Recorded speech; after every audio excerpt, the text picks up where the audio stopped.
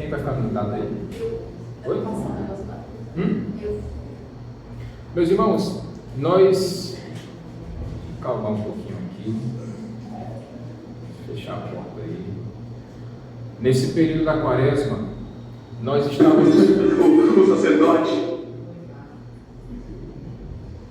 Quem sabe faz ao vivo. Nós estávamos numa série de exposições no livro dos Juízes. Mas nesse período da quaresma, especificamente, nós estamos falando sobre a vida e a obra de Jesus Cristo. E antes que seja feita a leitura da palavra dessa noite, eu queria que vocês observassem o vídeo que vai ser apresentado agora, porque nós vamos tentar expor isso que vai ser visto por vocês nessa noite.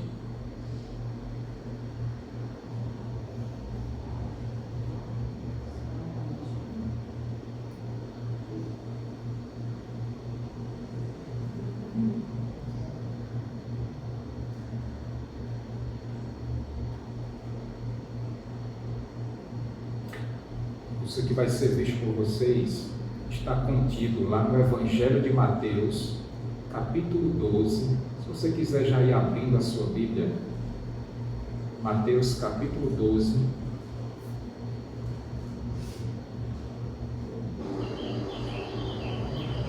Ok? Corriere conectado ao Shabbat.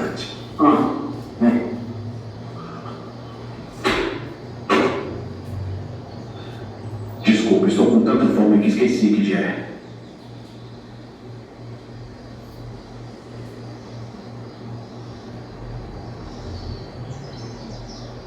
Vocês podem.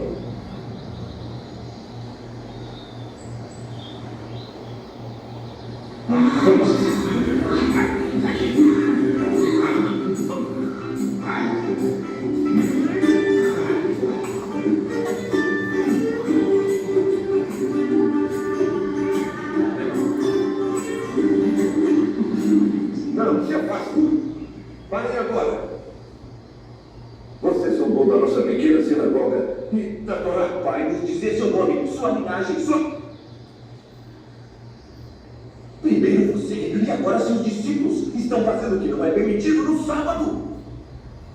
Vocês não leram o que fez Davi quando ele e seus companheiros estavam com fome? Ele entrou na casa de Deus, no templo de Ahimelech, o sacerdote, e comeu os pães da presença, o que não lhes era permitido fazer, mas apenas ao sacerdote. Não se compararia com Davi? Essa foi uma emergência. Ou vocês não leram na lei que no sábado os sacerdotes do templo profanam esse tipo tudo? Ficam sem cumprir. Isso é para os levitas. Você é um levita da linhagem sacerdotal. Eu lhes digo que aqui está o que é maior do que o templo. Se soubessem o que significam essas palavras, desejo misericórdia, não sacrifícios, não teriam condenado inocentes. O sábado foi feito por causa do homem, e não do homem por causa do sábado. Assim, pois, o Filho do Homem é Senhor até mesmo do sábado. Filho do Homem. Podemos ir.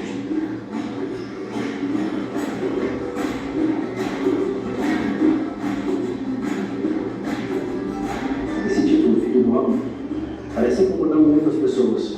Por quê? De pouco depois. Abriram suas Bíblias? Evangelho de Mateus, capítulo 12. Fique de pé, por favor, em reverência à leitura da palavra. Irmão Daniel, você faz a leitura, por favor, do versículo 1 até o versículo 8. Naquela ocasião, Jesus passou pelas lavouras de cereal no sábado. Seus discípulos estavam com fome e começaram a colher espigas para comê-las.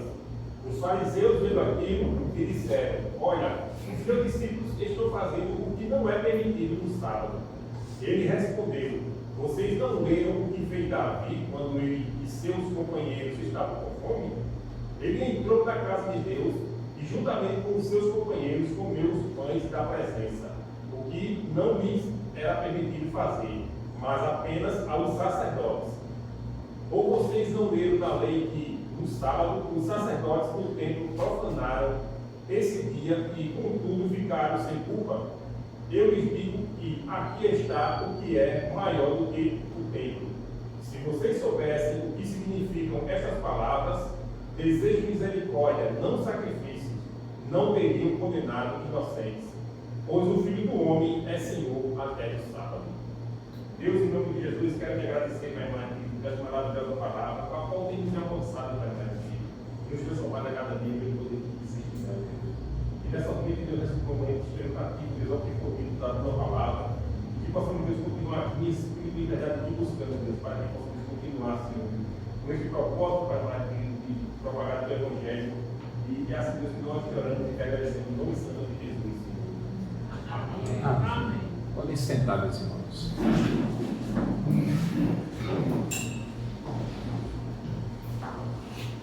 Aconteceu no ano de 1924, Olimpíadas de Paris. E tinha uma certa prova, como até hoje, é muito esperada por todos os desportistas, que são os 100 metros rasos. E naquele momento existia um atleta, um corredor, que era um dos grandes, daqueles que tinham a maior probabilidade de vencer aquela prova. O nome daquele homem se chamava Eric Liddell. Ele era um escocês, filho de pais missionários, que nasceu na China, mas ainda pequeno foi levado à Escócia e em uma determinada fase da sua vida foi estudar na Inglaterra. E naquele ano de 1924, ele, que já havia participado de algumas provas de um certo esporte chamado rugby, e vencedor naquele esporte, por ser um homem que corria muito, ele se destinou a participar da prova dos 100 metros, a chamada prova nobre do atletismo. Só que o grande problema, meus irmãos, é que as eliminatórias daquela prova dos 100 metros aconteceria justamente no domingo. E esse homem, mesmo sendo um sério candidato a ser campeão, ele disse: eu não vou correr no domingo, porque o domingo é o dia do Senhor, e eu não vou quebrar o dia do Senhor participando de uma prova como essa. Seus colegas de equipe certamente ficaram bravos demais com ele, mas entenderam a postura daquele homem. E já que não dava para disputar os 100 metros, ele resolveu correr os 400 metros livres. Prova essa que ele não era especialista, tampouco era favorito. Mas por ter honrado o dia do Senhor, eu não duvido, meus irmãos, minhas irmãs, que Deus honrou aquele seu servo.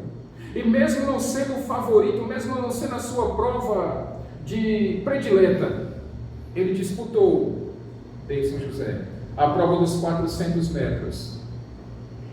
E aquele homem correu como nunca antes houvera corrido. E adivinha qual foi a cor da medalha que aquele homem ganhou? De ouro.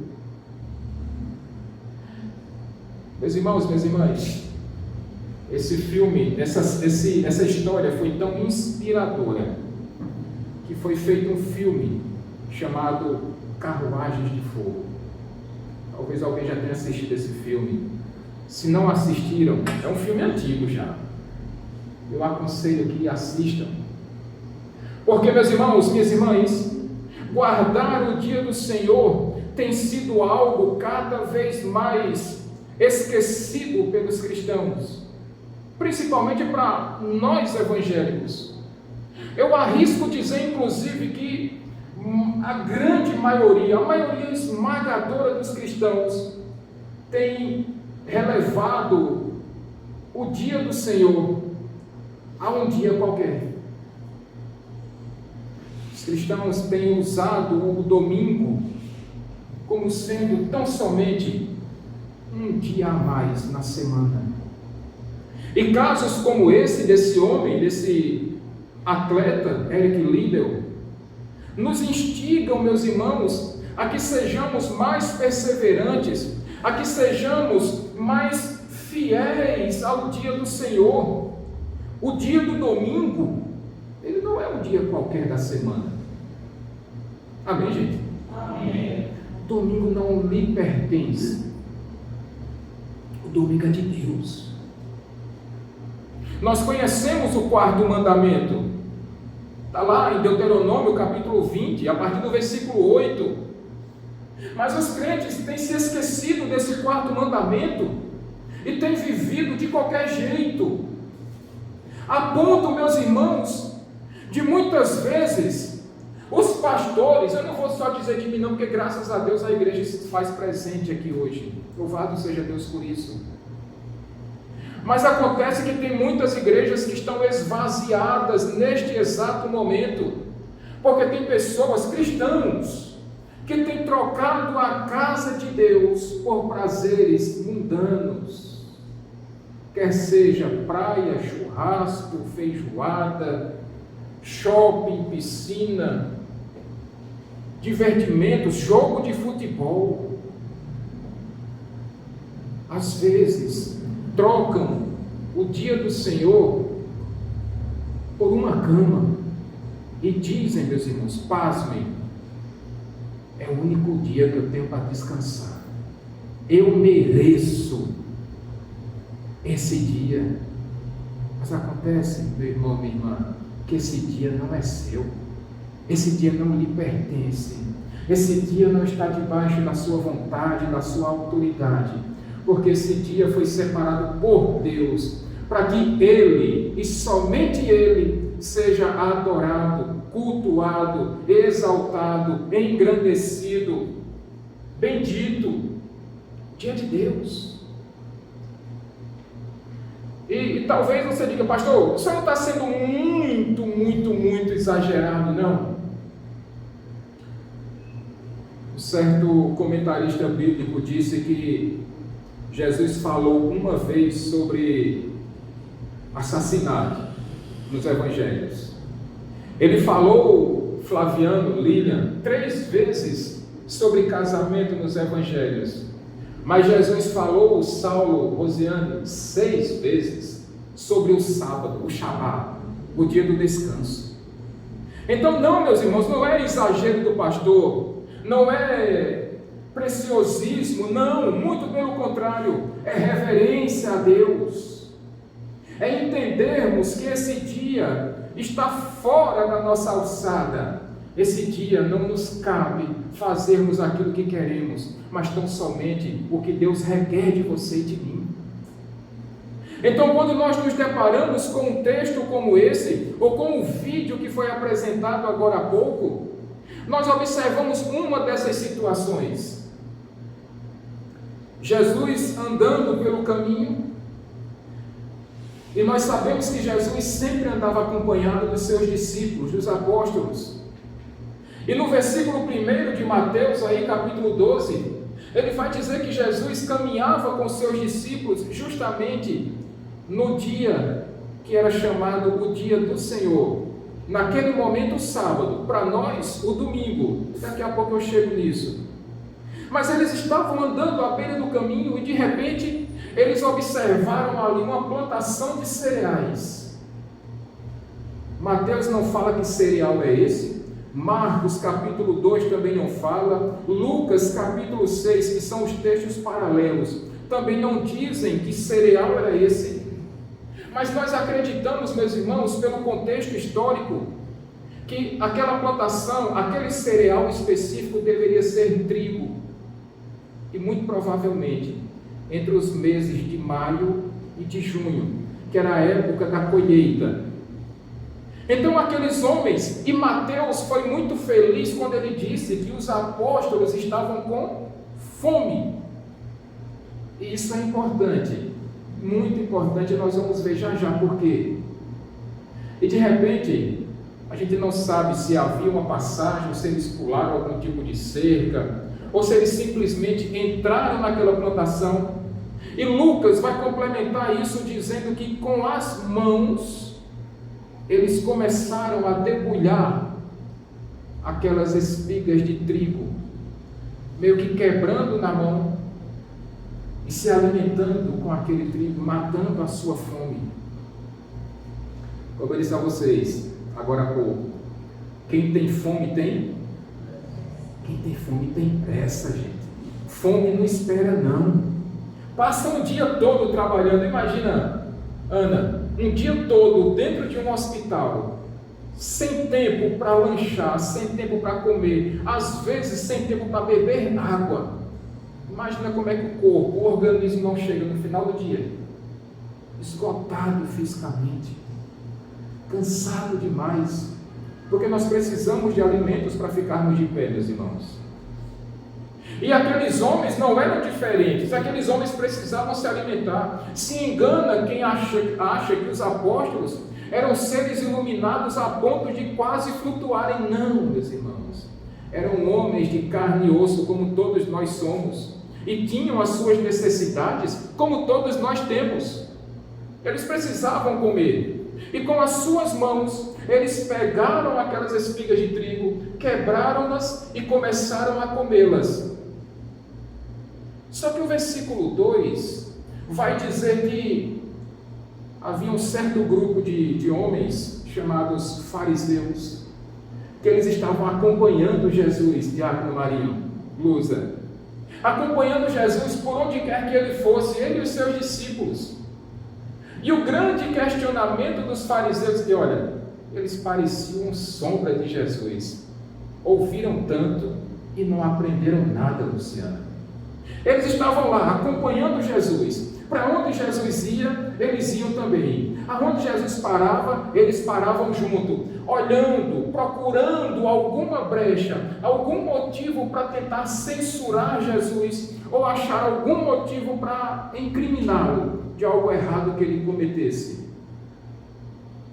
E o grande questionamento dos fariseus naquele momento, Vitor, Diego, Thomas, é que aqueles homens, os apóstolos, estavam fazendo uma coisa errada, porque era proibido aos judeus trabalharem no dia de sábado. Era proibido, inclusive, fazer aquilo que eles estavam fazendo. Agora, meus irmãos, por que é que nós precisamos ter cuidado com esse tipo de situação? Os fariseus diziam que eles estavam cometendo algo extremamente errado. Nós sabemos que os fariseus eram legalistas. Os fariseus, eles iam além do que a lei de Moisés relatava, a ponto de os próprios fariseus viverem também com base no livro que eles chamavam de Mishnah. E nesse livro continha ali pelo menos 39 regras que eram, ou 39 situações que eram proibidas fazer no dia de sábado, Saulo. Dentre essas atividades, era proibido, Cícera, debulhar espigas de trigo com as mãos. É por isso que os fariseus estavam questionando Jesus e os seus discípulos, porque para eles era totalmente proibido. Aquilo era um pecado, meus irmãos, fazer esse tipo de trabalho no dia de sábado. Mas como eu disse a vocês, os fariseus eram legalistas, eles exageravam na dose. Quer ver? Irmão Daniel, por favor, abra aí sua Bíblia, Deuteronômio capítulo 23, verso 25. Veja o que a lei de Moisés falava sobre isso, e veja como os fariseus interpretaram tal lei. Se entrarem na plantação de trigo do seu próximo, poderão apanhar espiga com as mãos, mas nunca usem foice para ceifar o trigo do seu próximo. Veja, Lucas disse que eles estavam debulhando aquelas espigas de trigo com o quê? Com as mãos. Então, o que os apóstolos estavam fazendo não era pecado, meus irmãos. O grande problema é que quando nós interpretamos a lei de Deus de forma equivocada, nós podemos acrescentar coisas que Deus mesmo não colocou. E isso se chama legalismo, meus irmãos. Só que o que acontece hoje no meio evangélico? Vamos falar só do nosso arraial aqui. O que acontece hoje no meio evangélico, Luiziane? Jeane? É que, se por um lado os fariseus iam além do que a lei de Deus dizia, alguns cristãos hoje ficam aquém do que a palavra de Deus diz. E é por isso, meus irmãos, é por isso, Lilian, que nós observamos que muitos cristãos trocam o dia do Senhor, o domingo, por quaisquer situações que apareçam em sua vida. É por isso que muitos cristãos trocam a igreja por qualquer tipo de divertimento, meus irmãos. Nós não podemos ir além, mas também não podemos ficar aquém do que a lei de Deus é expressamente colocada para nossas vidas. Agora, nesta noite, eu convido você a aprender, com base nesse exemplo, nessa situação, 3 motivos que os fariseus fizeram de errado, mas que nós não podemos e não devemos fazer, no que se refere ao dia do Senhor, evidentemente. A primeira lição que nós extraímos desse texto, meus irmãos, é que os fariseus, eles desprezaram a mensagem de Deus. Olha aí na sua Bíblia, versículo 3, Jesus mesmo vai dizer para eles: olha, vocês não leram que Davi e os seus soldados, os seus companheiros, quando eles estavam fugindo do rei Saul, eles chegaram lá no tabernáculo, lá na casa de Deus, e procuraram lá o sacerdote Aimeleque, e eles pediram comida, mesmo sabendo que naquele dia somente os sacerdotes poderiam comer daquilo ali e não eles. O que Jesus está falando aqui, meus irmãos, está contido lá em 1 Samuel capítulo 21. Se você quiser marcar depois na sua Bíblia, fique à vontade. Davi, fugindo do rei Saul, ele foi lá, chegou no tabernáculo, e imagine, fugindo de um rei com todo um exército atrás deles, e eles com fome, acharam ali o templo de Deus. E se você não encontrar alimento na casa de Deus, você vai encontrar onde? Mas a lei dizia que para eles, para Davi e para os seus soldados, era proibido comer naquele dia, naquele momento, principalmente do alimento que estava disposto lá dentro do tabernáculo. Eram os pães da presença, ou dependendo da sua versão bíblica, os pães da proposição. Esses pães da presença ou da proposição, meus irmãos, eram 12 pães que eram colocados sobre a mesa. E esses pães eram trocados a cada sábado, Poliana. Eram colocados lá no sábado. Aqueles pães que já tinham passado uma semana eram retirados, e aqueles novos 12 pães eram colocados. Só que somente o sacerdote poderia se alimentar daqueles pães. Mas o que acontece aqui, meus irmãos, é que a lei de Deus, ela não fica engessada quanto à necessidade do nosso próximo, ou à nossa própria necessidade. A lei de Deus é importante, sim, demais. Mas acontece, meus irmãos, que Deus, Ele não é preso a meras formalidades. A necessidade no dia de domingo é tão importante, ou mais importante, do que em alguns momentos estarmos na casa de Deus. Veja o que é que eu quero dizer com isso. Eu não estou lhe dando habeas corpus para você deixar de vir para a igreja, absolutamente. Mas você não pode, sabendo que uma pessoa próxima, um vizinho, um colega, alguém da sua família está passando por uma dificuldade, e você dizer: eu não vou socorrer você porque hoje é dia de domingo. Tem alguém precisando de uma carona para ir ao hospital, e você vai dizer: posso fazer nada, se você quiser esperar depois do culto eu levo, mas agora não. Isso é legalismo, meus irmãos. o fato de você saber que tem alguém precisando de você. Imagina se, por exemplo, eu ligasse para Flaviano, e Flaviano, meu carro quebrou no meio do caminho, o culto já está começando, os diáconos vão abrir o culto, mas vem me socorrer aqui. Qual seria a reação, Flaviano? Na hora, porque a necessidade é urgente, meus irmãos. E Deus está mais interessado na misericórdia do que na formalidade. Aí a gente observa pessoas que se endurecem a tal ponto de muitas vezes, no dia do Senhor, deixar de contribuir com alguém que está precisando de ajuda, porque usa o pretexto de que o dia do Senhor é inviolável. Farisaísmo, meus irmãos. Versículo 5, o Senhor Jesus complementa dizendo: olha, vocês não sabem também que os sacerdotes profanam o dia de sábado, mas mesmo assim eles não são considerados culpados? Os sacerdotes eram aqueles que estavam responsáveis pelo bom funcionamento do tabernáculo. Então, o dia de sábado para o sacerdote, Elisângela, irmã Dorinha, irmã Adelaide, era o dia que o sacerdote mais trabalhava.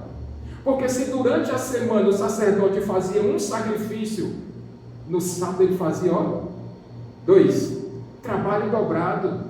Ele tinha que trocar os pães da presença todos os sábados. Ele tinha que repor ali aquelas lâmpadas, ou seja, ou azeite, ou o paviozinho, mas eles precisavam fazer com que aquele tabernáculo funcionasse de forma tranquila. Com isso, o sacerdote trabalhava dobrado no sábado. É como o pastor, né? Enquanto para muitos o dia de domingo é aquele dia mais relaxado, aonde se dorme até um pouquinho mais tarde, para alguns, né? Quem é mãe de criança pequena aí sabe que é de domingo a domingo, isso tem tempo ruim, né, Lina? Criança acorda cedo, né, Deison? Aí ele acorda cedinho. Eloá acorda cedo, Luciana? Não. Acorda não. Olha, rapaz, é uma bênção de Deus. Mas quem é pai e mãe de criança pequena sabe que criança gosta de acordar cedo. E quando acorda com toda aquela energia, Lilian, querendo brincar, dar cambalhota, salto solto, correr para frente, para trás, que beleza, rapaz. Bate palma e mexe no pé, aquela maravilha toda que toda mãe adora.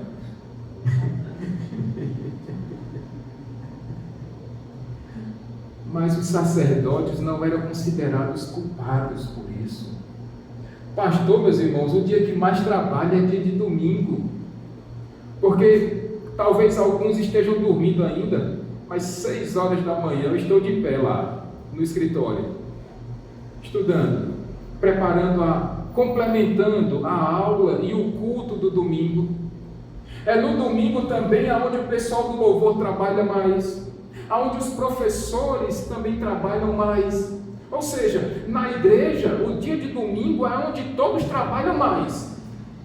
Mas não é por causa disso que nós estamos profanando o dia do Senhor, não, meus irmãos. Acontece que muitas pessoas têm levado isso a ferro e fogo, e achando com isso que mais importante é cumprir a lei fria do que levar em consideração a misericórdia de Deus.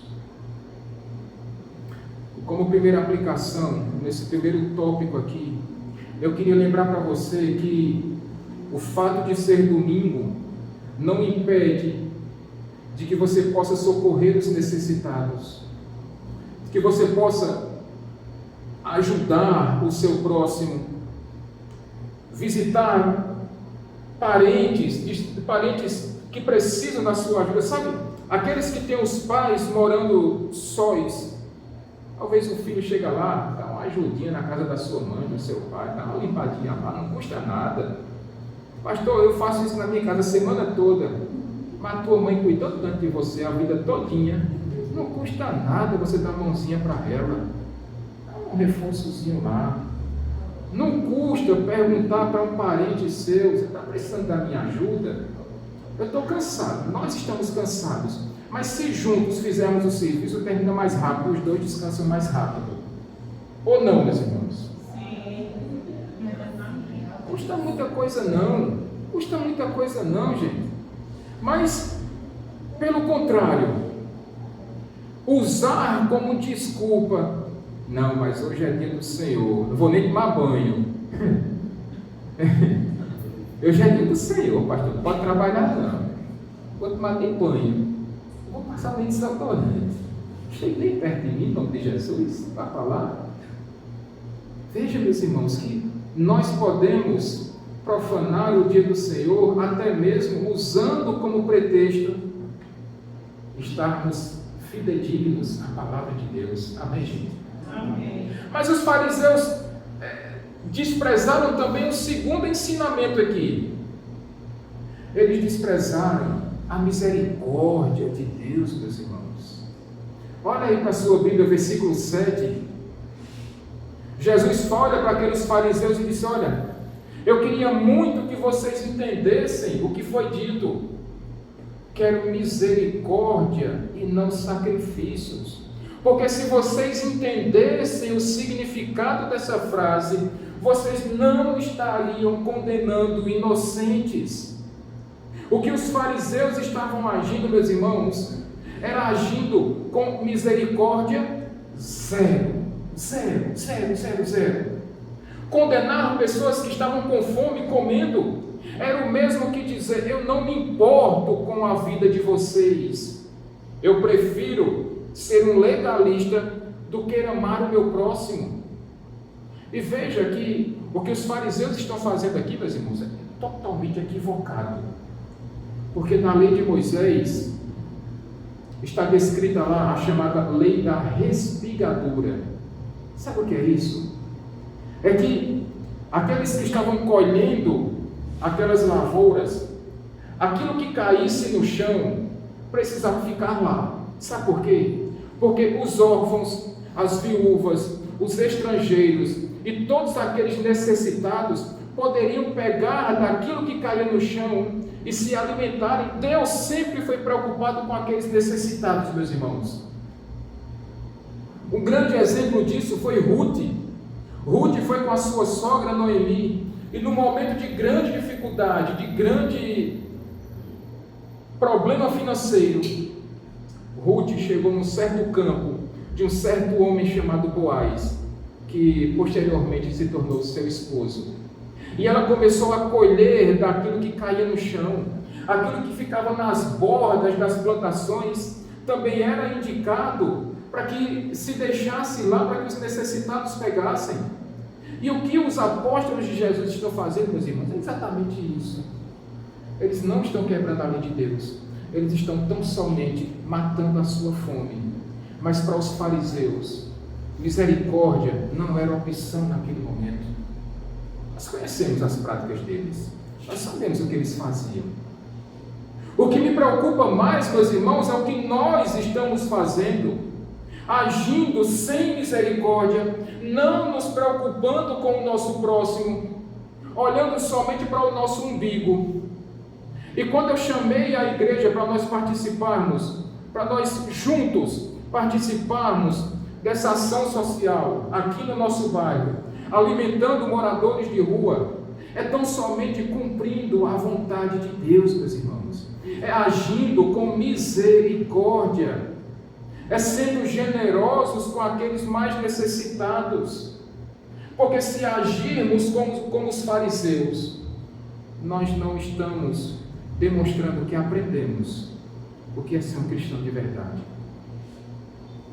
Deixar de nos preocupar com o nosso próximo é desprezar a vida e a obra de Jesus Cristo. É desprezar tudo aquilo que Jesus fez, tudo aquilo que Jesus nos ensinou, e vivermos conforme a nossa própria vontade. E isso é preocupante em nossos dias, meus irmãos, porque o que eu mais tenho ouvido é uma frasezinha que eu escutava lá em Campina Grande: é farinha pouca, meu pirão primeiro.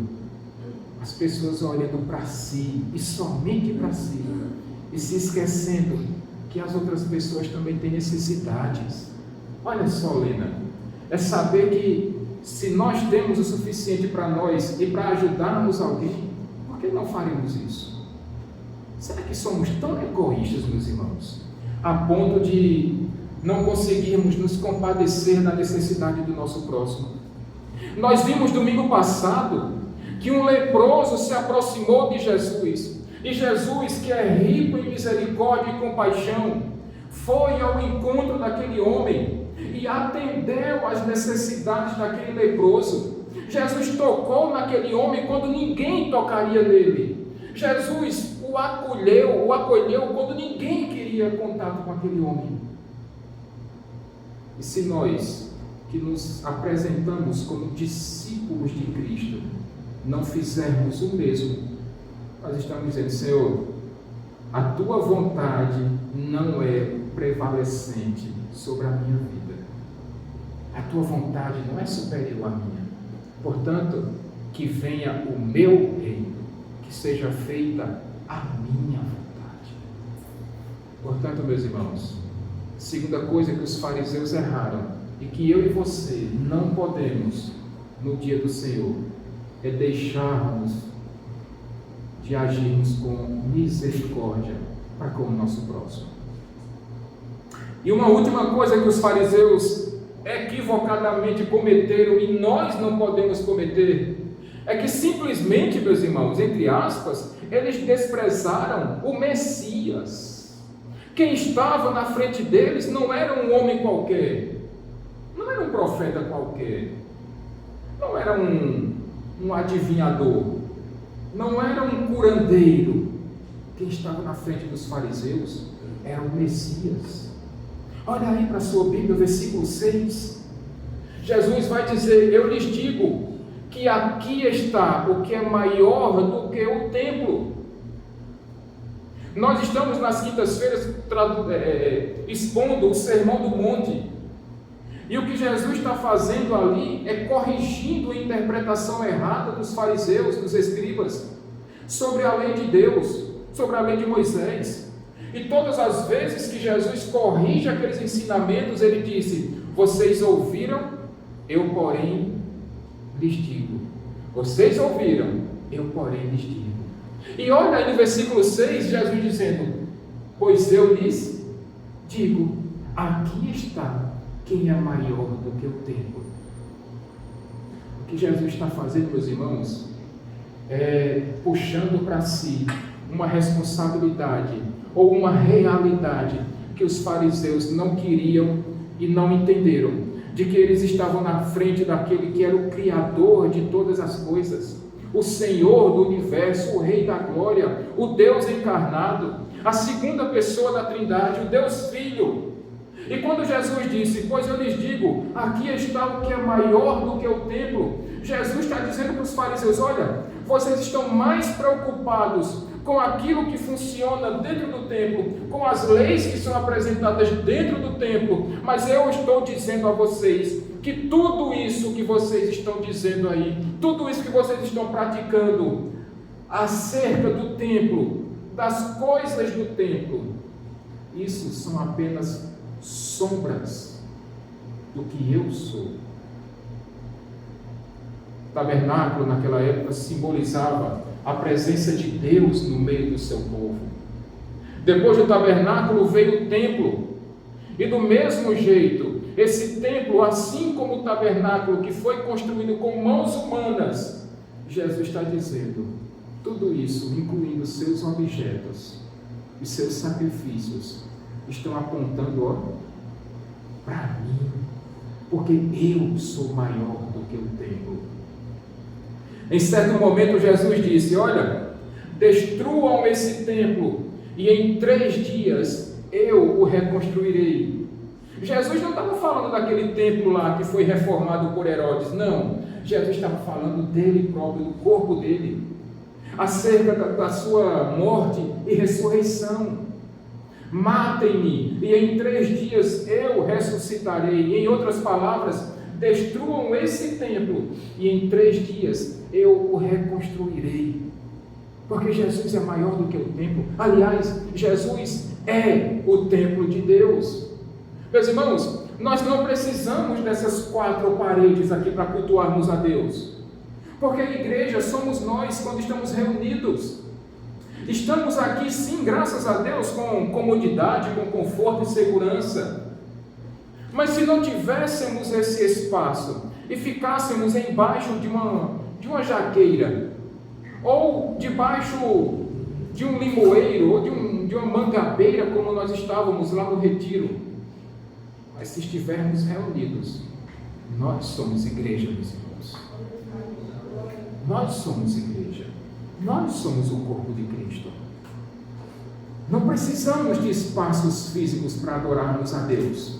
Quando nos reunirmos, a Bíblia diz que onde 2 ou 3 estiverem reunidos em meu nome, ali eu me farei presente. Isso pode ser aqui no meio da rua, num shopping, numa praça, num sítio, em qualquer lugar. Somos igreja onde estivermos reunidos. E hoje, você e eu somos o templo do Espírito Santo. Nós somos o templo do Espírito Santo.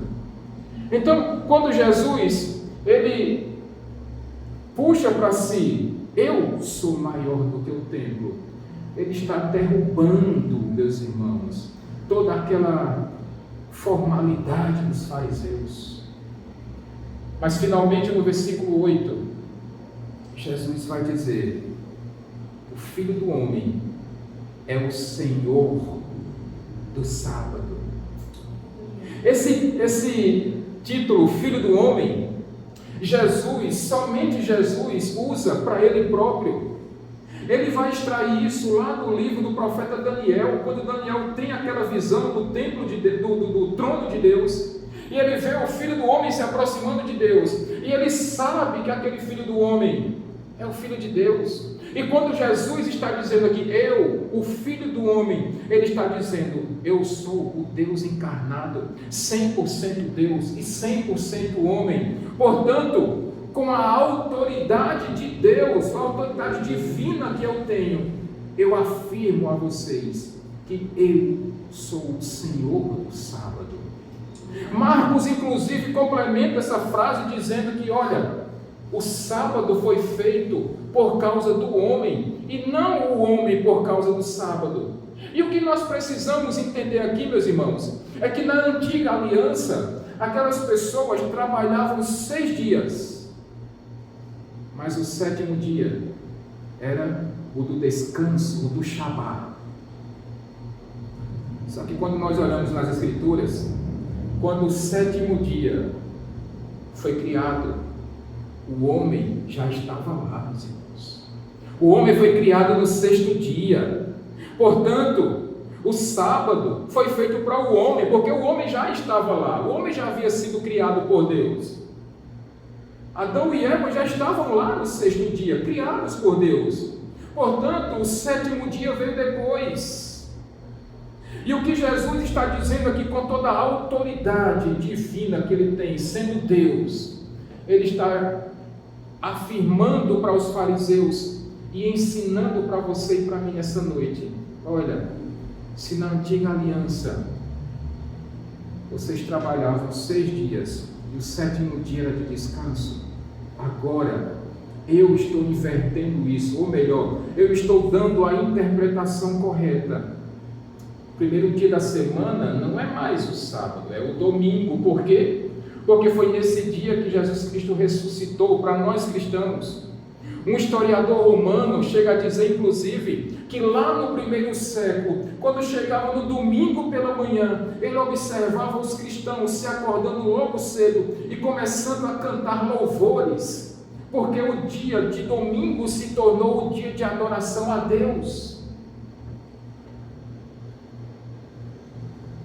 O que Jesus está ensinando para você e para mim nessa noite, meus irmãos, é que o primeiro dia da semana começa com o nosso descanso na presença de Deus.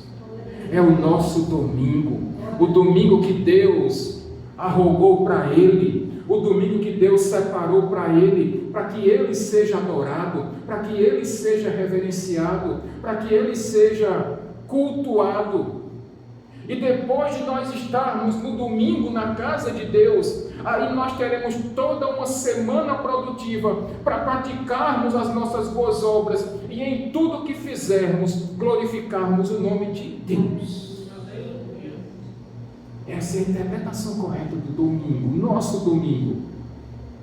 Portanto, meus irmãos, minhas irmãs, o domingo não lhe pertence. O domingo é de Deus. O domingo foi separado por Ele e para Ele, para o louvor da sua glória, para que Ele somente seja o motivo da nossa adoração, para que Ele seja a fonte da nossa alegria, para que Ele seja a fonte da nossa adoração, e todos os cânticos que saírem de nossas bocas precisam ser para exaltar aquele que é digno de toda honra, de glória e de louvor. É por isso que nós gostamos de cultuarmos a Deus, de adorarmos a Deus também com os nossos louvores. Isso faz parte do nosso culto a Deus. Mas eu finalizo, meus irmãos e minhas irmãs, a mensagem dessa noite, fazendo algumas aplicações para nossas vidas. A gente pode chamar o diácono, aplicações que nós precisamos fazer em nossas vidas, com base no ensinamento correto do dia do Senhor. Não despreza a mensagem de Deus, não, meus irmãos, minhas irmãs. Aproveita o dia de domingo para você se debruçar sobre as Sagradas Escrituras. Pastor, mas o domingo pode ser um dia de trabalho? Se você trabalha por plantão, se você trabalha por escala, ok. Temos aqui uma médica e ela sabe tão bem quanto eu que doença espera dia, Ana. Doença não guarda dia não, doença não separa dia não. Doença chega a qualquer hora, a qualquer instante, meus irmãos. Então, um médico, um policial, uma pessoa que trabalha no plantão, no supermercado, numa farmácia, que tem uma escala a ser cumprida, tudo bem, faz parte. Mas usar como pretexto o domingo para poder tirar o atraso da semana de trabalho, isso está errado, meus irmãos. Separar o domingo para lavar a roupa da semana todinha, pastor. Você acabou de dizer, você teve a semana todinha, mas você usa o domingo para lavar a roupa e se cansa tanto que não tem forças para ir para a casa de Deus. Quando você está invertendo aqui a ordem das coisas, Deus disse que primeiro você descansa e depois você trabalha. Pastor, eu tenho tanta coisa para estudar da faculdade, do colégio, do curso. Você tem de segunda a sábado. A lei de Deus é muito clara, meus irmãos. 6 dias trabalharás, mas o 7º dia, é o dia do Senhor. Talvez eu abriria essa exceção aqui para os nossos seminaristas. Veja, eu sei que alguns trabalham o dia todo, e aí tem o sábado, tem o domingo, para de repente tirar o atraso do estudo lá do seminário, para colocar a leitura da palavra em dia. Isso pode, é tranquilo, meus irmãos, desde que você dedique o seu dia a Deus, consagre o seu dia a Deus, mas sabendo que passando disso, você está quebrando a lei de Deus. E veja, meus irmãos, eu não sou legalista, absolutamente. Nós trocamos o horário da nossa escola bíblica para o horário da tarde, para que todos tenham tempo de organizar tudo que precisa ser organizado em casa, para que você esteja à tarde na escola bíblica. E quando você está quebrando o dia do Senhor, você falta a escola bíblica. Quando você dedica algum tempo do seu dia, por exemplo, no domingo tem muito jogo de futebol, e aí você chega atrasado na igreja, no horário do culto, porque você está esperando o jogo de futebol acabar, ou porque você chega atrasado na igreja, porque estava falando com alguém, um amigo, uma amiga, um parente por telefone, ou quando chega aquela visita na sua casa e você diz: hoje eu não vou para a igreja não, porque tem visita na minha casa. Você está quebrando o dia do Senhor, meus irmãos, minhas irmãs. Você está quebrando o dia do Senhor, e isso não é permitido aos olhos de Deus. Segunda aplicação: não despreze a misericórdia. Se você sabe que tem alguém necessitando de sua ajuda, mesmo no domingo, mais interessante, mais agradável aos olhos de Deus é que você vai ajudar alguém que está precisando de você. Agora, não use como pretexto deixar de ajudar o seu próximo, deixar de abençoar o seu próximo, deixar de ser um auxílio para alguém, porque é o dia do Senhor. Aí você está sendo legalista, tanto quanto os fariseus. E finalmente, meus irmãos e minhas irmãs, em último lugar, última aplicação nessa noite: não despreze a obra de Cristo, não. Cristo não precisava ter feito o que fez, mas por amor a você e a mim, Ele se entregou. Então, não usa mais desculpas para quebrar o dia do Senhor. Quando você deixa de ler a palavra de Deus, quando você deixa de orar, quando você deixa de cultuar a Deus, quando você deixa de vir à escola bíblica, você está quebrando o dia do Senhor. E você está desprezando o sacrifício de Cristo naquela cruz do Calvário, de todo o seu sofrimento, de toda a sua agonia, de tudo aquilo que Ele passou naquele madeiro por sua causa. E você está simplesmente rasgando o sacrifício de Jesus feito naquela cruz do Calvário. Portanto, meus irmãos, de hoje em diante, leva mais a sério o dia do Senhor. Separe o dia do Senhor para Ele, não é para você. É para que Ele seja adorado, é para que Ele seja cultuado, e não para que você se alegre com suas coisas. Amém, meus irmãos? Amém. Vamos ficar de pé.